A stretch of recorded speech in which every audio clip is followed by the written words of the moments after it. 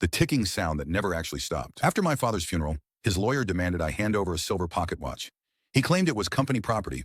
He was aggressive, almost desperate. I opened the back of the watch and found it wasn't a clock at all.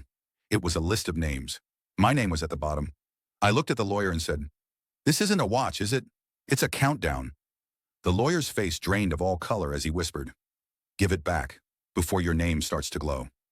I didn't give it back. Now, I can hear the ticking inside my